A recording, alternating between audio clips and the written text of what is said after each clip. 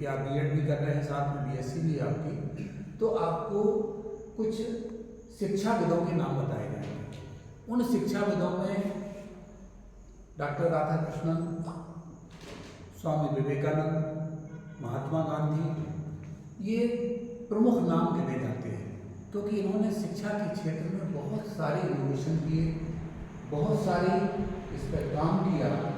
और उसको लिपिबद्ध किया। क्योंकि अपने विचार तो सबके आते हैं, बंद नहीं अपनी चलते हैं नियत नदी के कार्य। ऐसा कोई मानव मस्तिष्क नहीं है जिसके मन में विचार ना आते, लेकिन वो विचार अपने तक ही सीमित रह जाते हैं और आने वालों का मार्गदर्शन हम नहीं कर पाते। लेकिन जो महापुरुष होते हैं वो अपने विचारों को लिपिबद्ध करते हैं, यानी क्या करते हैं, उसको लिखते हैं और वो लेख के रूप में, पुस्तक के रूप में, समाचार पत्रों के माध्यम से, उनके भाषण के माध्यम से, बड़ी बड़ी कॉन्फ्रेंस होती हैं, उसमें ये लोग अपने विचार व्यक्त करते हैं। तो डॉक्टर सर्वपल्ली राधाकृष्णन की यदि आप शिक्षा के क्षेत्र में उनका योगदान देखें तो उन्होंने ही यूजीसी ग्रांट कमीशन की सबसे पहले सिफारिश की थी कि भारत में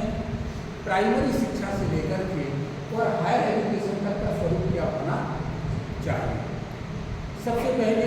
राष्ट्रपिता महात्मा गांधी ने देश की शिक्षा नीति के ऊपर बहुत ज़्यादा काम किया और इन्होंने कहा था कि हमें पढ़े लिखों की भीड़ इकट्ठी नहीं करनी है, हमें स्किल चाहिए। और उसके ऊपर आप देखते हैं कि गवर्नमेंट बार बार शिक्षा नीतियाँ लाती है। आपने देखा होगा पहले नई शिक्षा नीति आई थी, इसके बाद उसका नाम बदल करके किया गया राष्ट्रीय शिक्षा नीति। और राष्ट्रीय शिक्षा नीति में ये प्रयास किया गया है कि आपको इस प्रकार का सिलेबस पढ़ाया जाए कि आप जब स्कूल से, कॉलेज से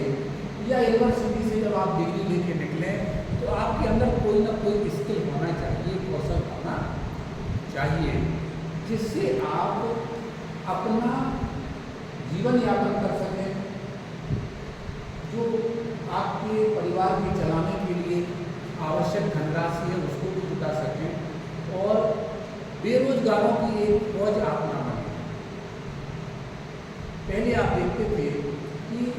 हर वर्ग का अपना कार्य बटा हुआ, तो जैसे ही बच्चा बड़ा होता था तो पिता से वो सब कार्य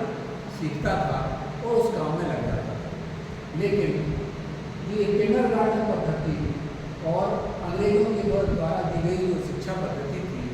उसमें अपन ने बाबू तैयार किया, यानी बच्चों ने बीए किया, एमए किया, डिग्रियां हासिल करते रहे और जब वो पढ़ लिख के निकले तो उनसे पूछा जाए कि आप क्या कर सकते हैं तो वो निरुत्तर हो जाते हैं, यानी उनके पास कोई ऐसा कार्य करने का एक स्पेसिफिक स्वरूप नहीं है कि वो ये बता सकें। जैसे एक कारीगर अपन घर में बुलाते हैं तो कारीगर कहता है कि साहब हम चुनाई भी कर लेते हैं, छाप भी कर